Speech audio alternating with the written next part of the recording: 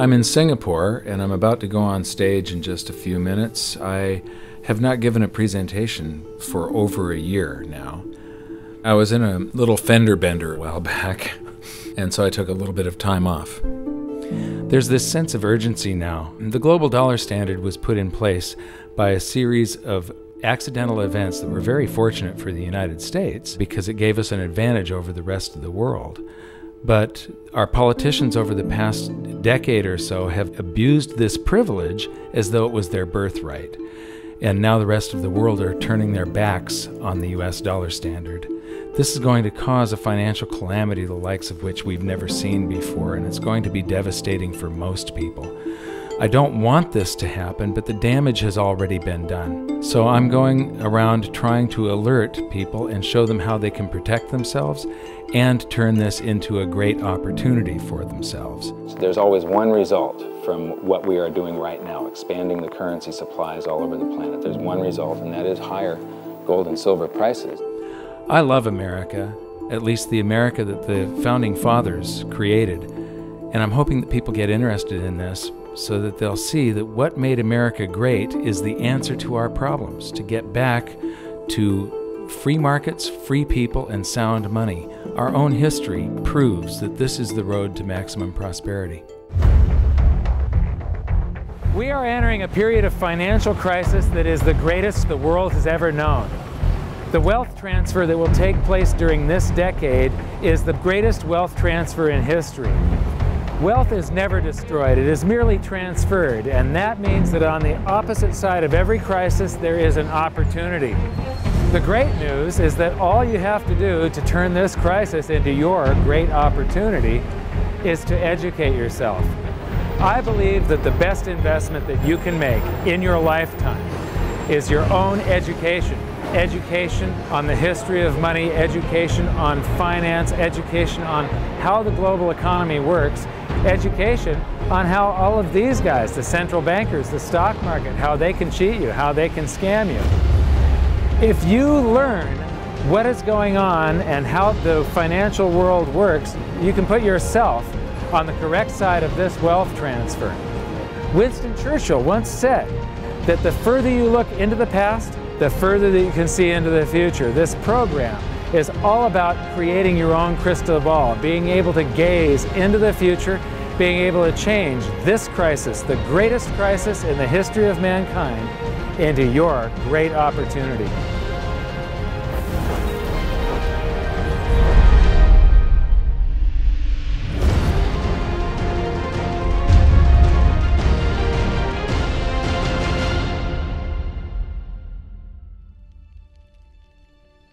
I was born in Salem, Oregon in 1956, and we moved to California when I was 4 years old in 1960. But when I went to school, it was obvious after just the fourth grade that there was something different with me. And by fifth grade, I was in remedial classes, and it turned out that I was dyslexic, and teachers were not taught to recognize that back then. I was always falling behind everyone else. When I would get a teacher that would lecture instead of making us read out of books, I would just absolutely excel. I suddenly went from the dumbest kid in class to the smartest kid in all of the periods of that class. But the result was that, after a while I was in every single remedial class, and I just couldn't take it. And in 10th grade I dropped out, middle of 10th grade, and I've never been back to school. I often say that in every crisis there's an opportunity, and in this case, the handicap of dyslexia has also been a blessing. Because I couldn't learn out of books and I couldn't take notes, I just had to remember everything. And I have the ability to, my brain's wired a little bit differently. I have the ability to look at a chart today, and I know how it relates to a chart that I saw 10 years ago. But it was back in about the year 2000 when Steve Jobs of Apple introduced OS X.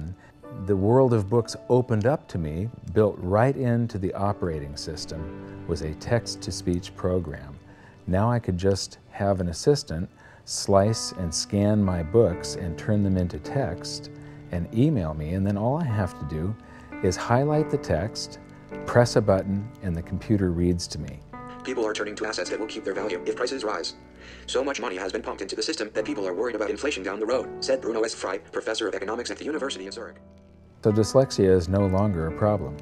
But what it's also done for me is I have the ability to explain complex things to people in a simple manner for some reason. And so I sort of made it my mission to try and wake up the middle class, to let them know how the monetary system works, to let them know that there is a major economic calamity coming sometime down the road, and it's most likely within this decade that we're in right now.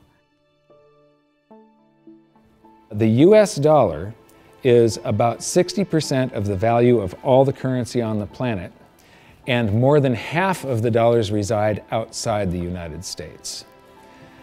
The reason every country has US dollars is, first of all, that's what central banks use as the reserve currency.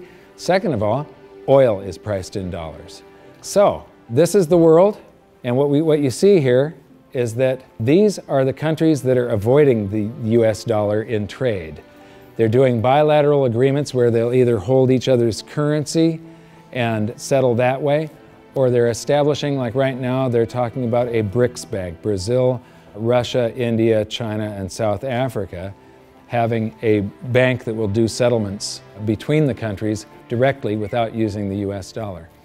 These countries, they tried to avoid using the US dollar, like Iran tried, and we banned them from using SWIFT.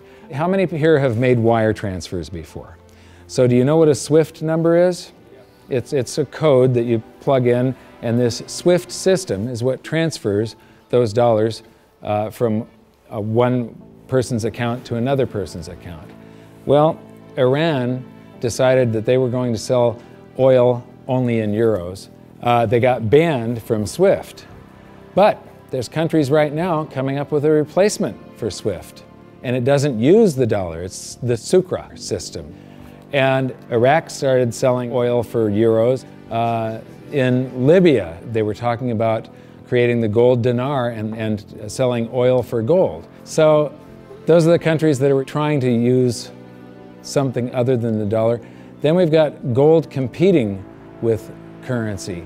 And there's a lot of talk around here about the gold dinar, and there's people that are actually using gold in some of the countries over here. And then in Utah has recognized gold and silver as money again. It's legal tender currency in the state of Utah in the United States.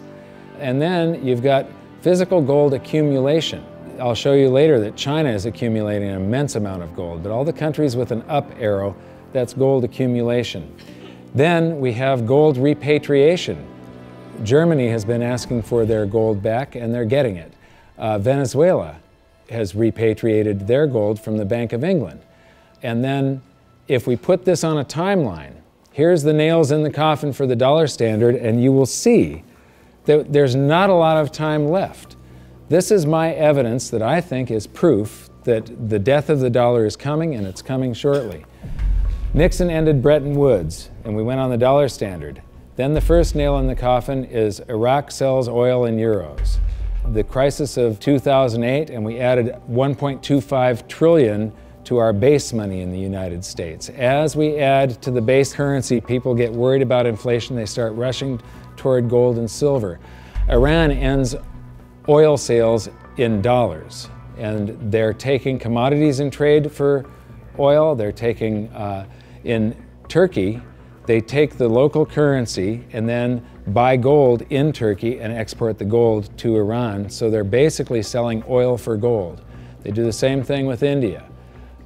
QE2, quantitative easing, that's more currency printing in the United States.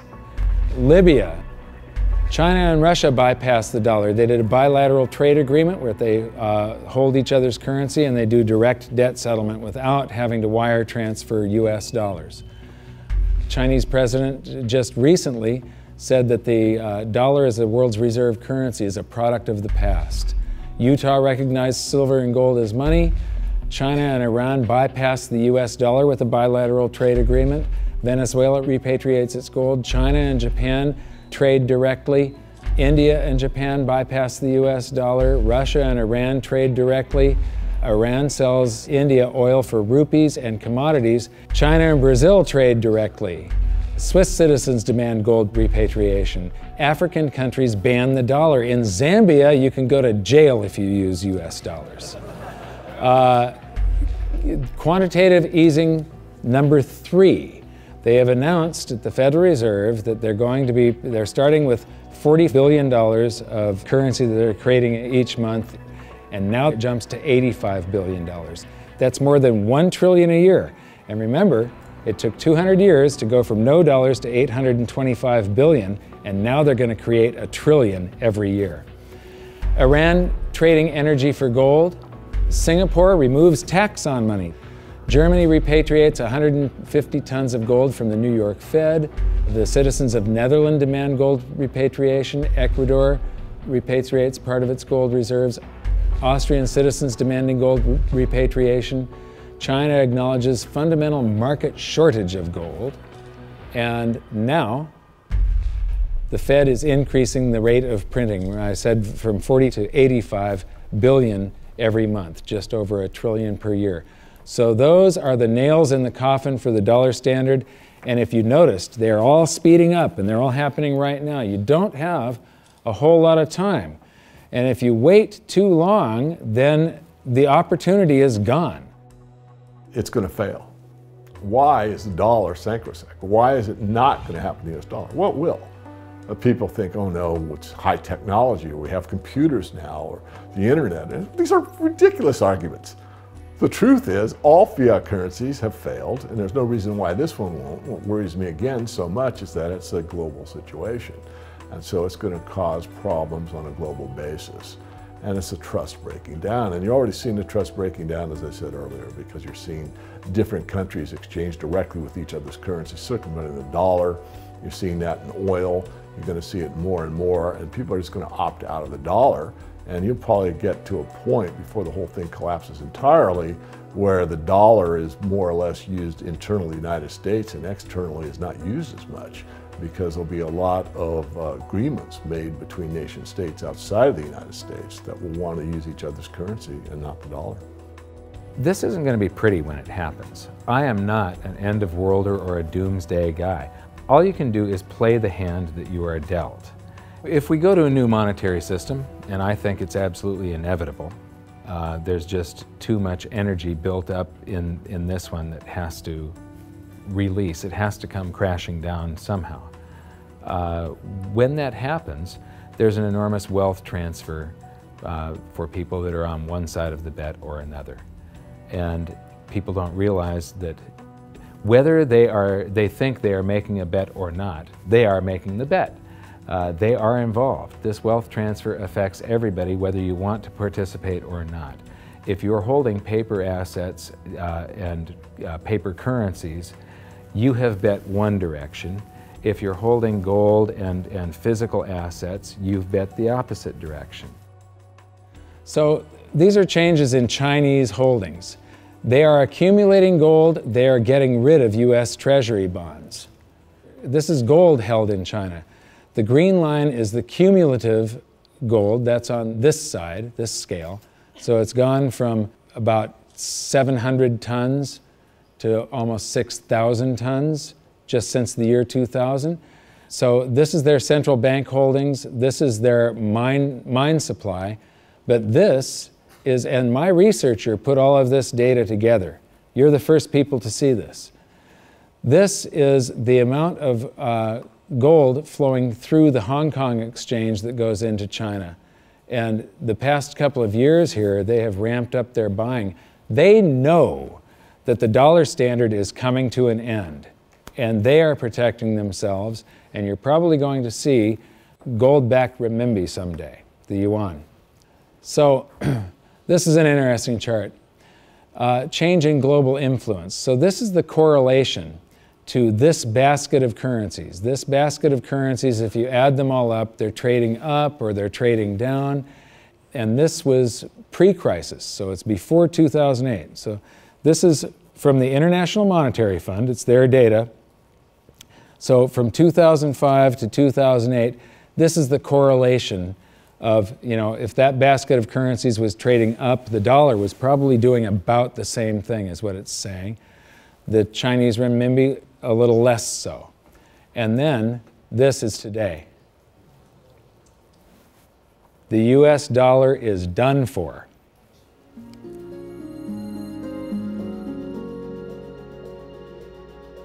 I don't think there's any question we're heading for a new monetary system. The question is what will it consist of? The four choices are sort of a world of multiple reserve currencies, and Barry Eichengreen of Berkeley is the leading proponent of this, or leading scholar on this topic. The problem with that, and where I disagree with Eichengreen, is there's no anchor in that system. We did have multiple reserve currencies before in the 1920s. He's right about that, and it was sterling and the dollar, but they were both anchored to gold. And in the post-Bretton Woods world, since 1944, it's been one reserve currency, which is the anchor, and it was anchored to gold until 1971. Since then, the dollar has been detached from gold, but all the other currencies are still linked to the dollar. So at the end of the day, we've had an anchor of some kind. We've never had a world of multiple reserve currencies with no anchor. I'm not sure that's that stable. The SDR is the second choice. The SDR is a basket currency sponsored by the IMF.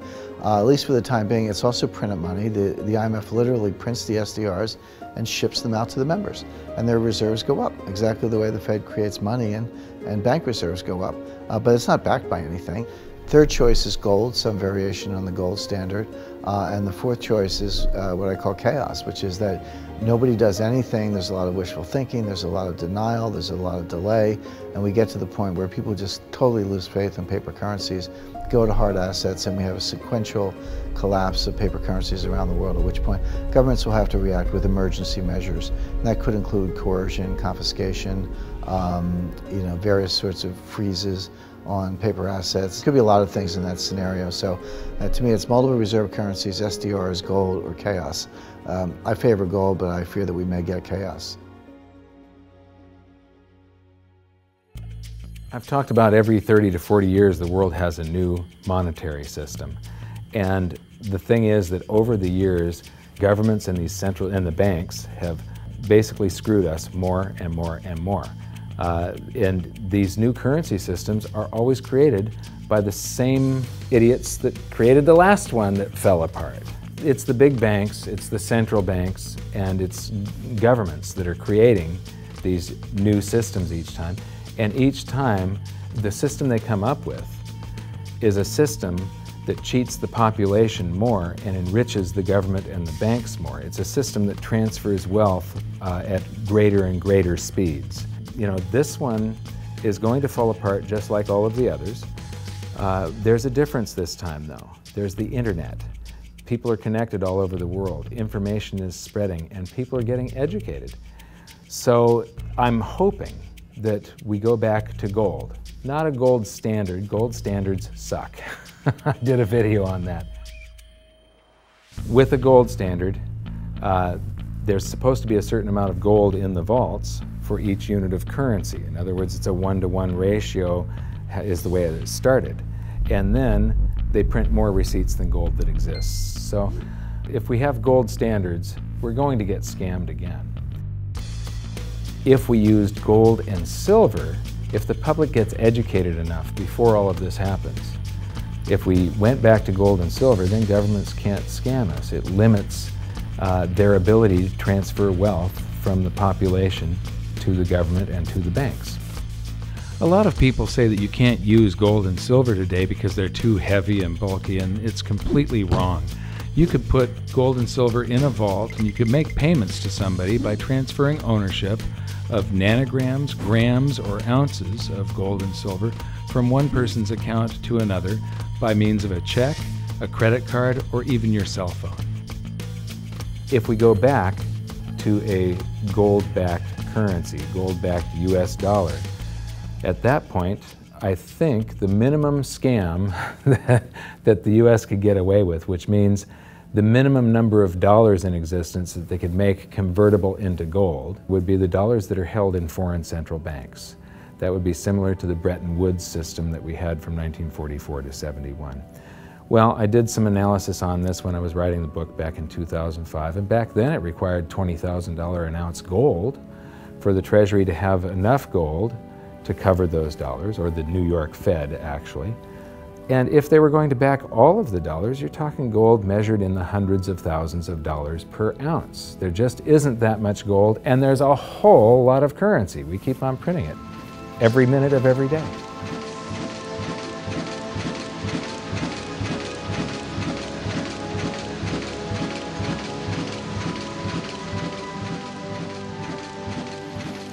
This is gold and how it accounts for a currency supply.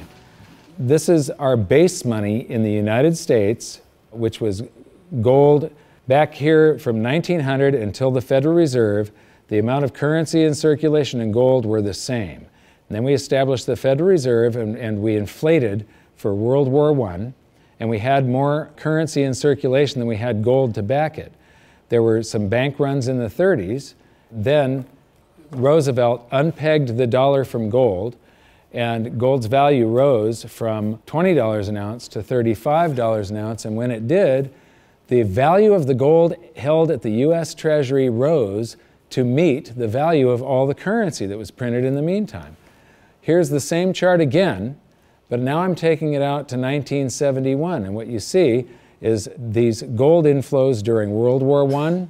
During World War II, it's another 117% gold increase. This is what made the United States a superpower. It's all financial.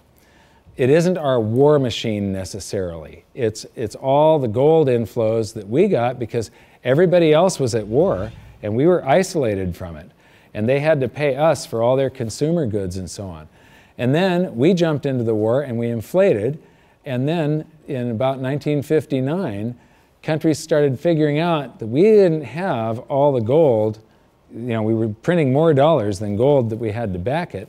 And under the Bretton Woods system, they could go to the New York Fed and turn in their dollars for gold at $35 per ounce. Only foreign central banks. Individuals couldn't do that. So gold started flowing out, and the U.S. lost 50% of its gold from 59 to 71. And in the meantime, we kept on printing currency. If this had continued until it got down to zero, if there was one more dollar out there that laid claim to gold, that came in and said, we want our gold for a currency, and there was no gold to back it up, the entire world monetary system would have come crashing down. So Nixon had to take us off of the Bretton Woods system, the last vestiges of the gold standard in August 15th of 71. So here's the same chart again. There's the first chart and the second chart to 71, and now I'm taking it out to 85, and I'm adding a second line here. How many people would agree that credit cards are replacing cash in circulation? Yeah? Credit cards, you use your credit card more and more every year, right? You use cash less and less. Well, this is outstanding credit card balances. It's called revolving credit outstanding is the name of the chart that you get from the Federal Reserve. When you charge something on a credit card, you create currency. The bank didn't actually loan you anything. They invented numbers, and then they have the gall to charge you interest if you don't pay those numbers back on time. So the thing is that the merchant that you're paying, the restaurant or the grocery store, that merchant's checking account can't tell the difference between the credit dollars that you created or the cash dollars that you pay them. So to that merchant's checking account, it all looks the same. And those dollars that you created stay in circulation until somebody saves them up and pays down credit card debt.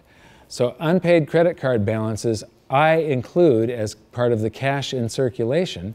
And in 1971, Nixon took us off the gold standard, and gold became a freely traded separate commodity/money, and it did an accounting of the currency supply.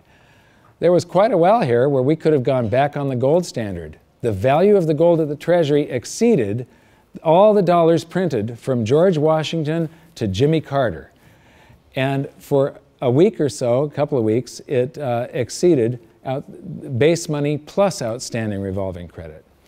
So here's the same chart again.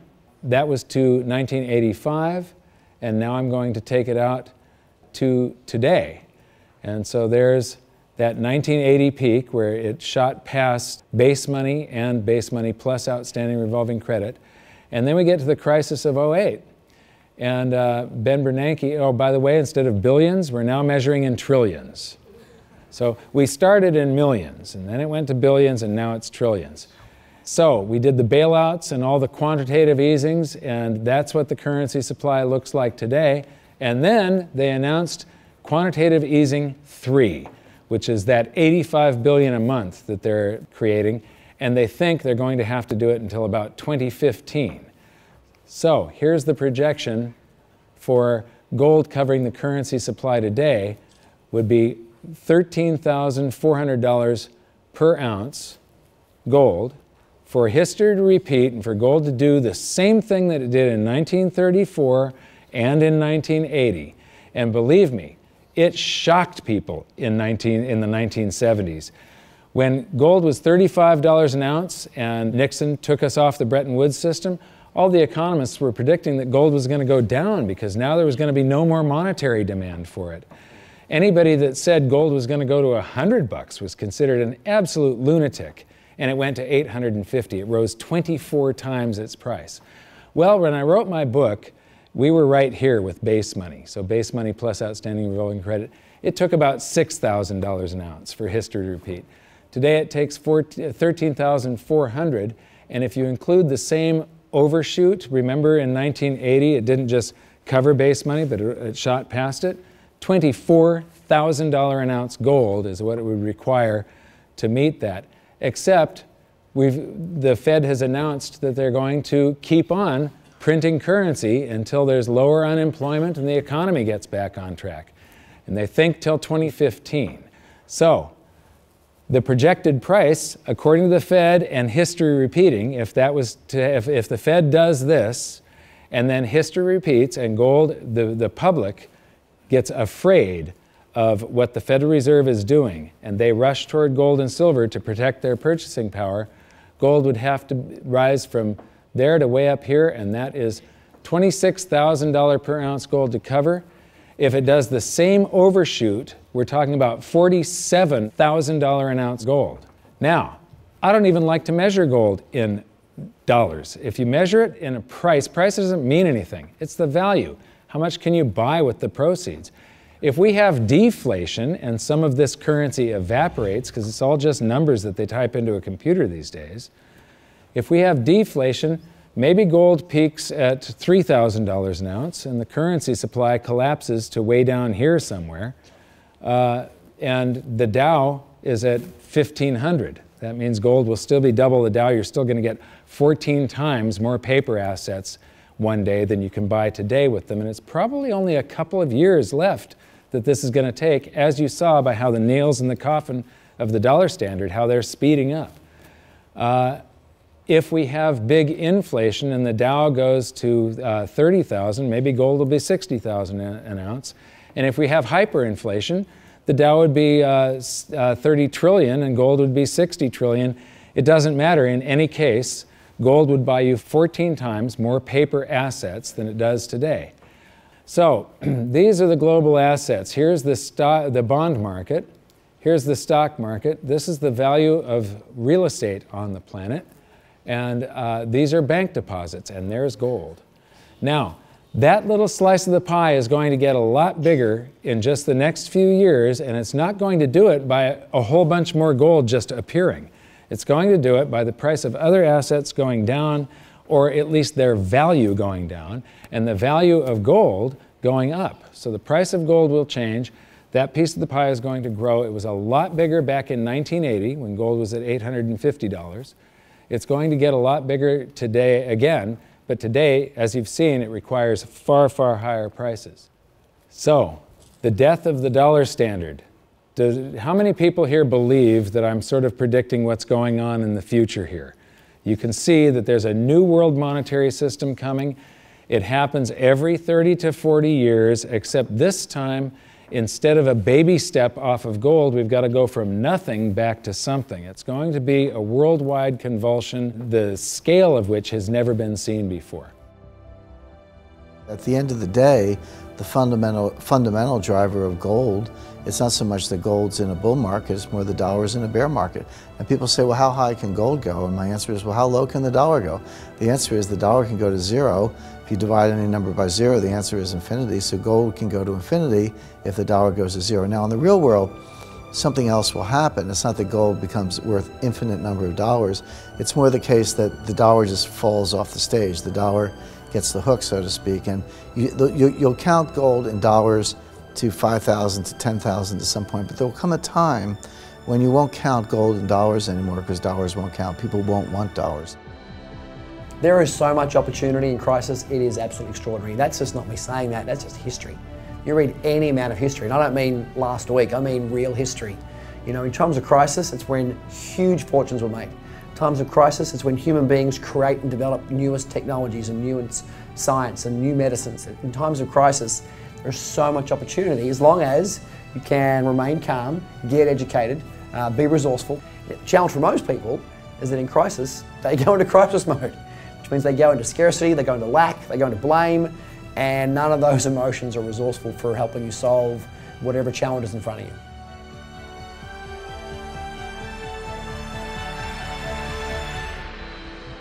I believe that this is probably the greatest opportunity of anyone's lifetime. There has never been a situation where everything came together just like this. This is the first time in history where all the world's currencies are just fiat currencies backed by nothing. And if what I think is going to happen happens, this is the greatest wealth transfer in history. It's the greatest opportunity, and it'll never happen in our lifetimes again. So now we've learned the following hidden secrets of money. There is a global loss of confidence in the US dollar that is accelerating rapidly. The change to a new monetary system is inevitable and will most likely be chaotic. Gold standards do not work over long periods of time, but gold itself does. The public contributes to the massive amounts of currency creation by using credit cards and signing loans.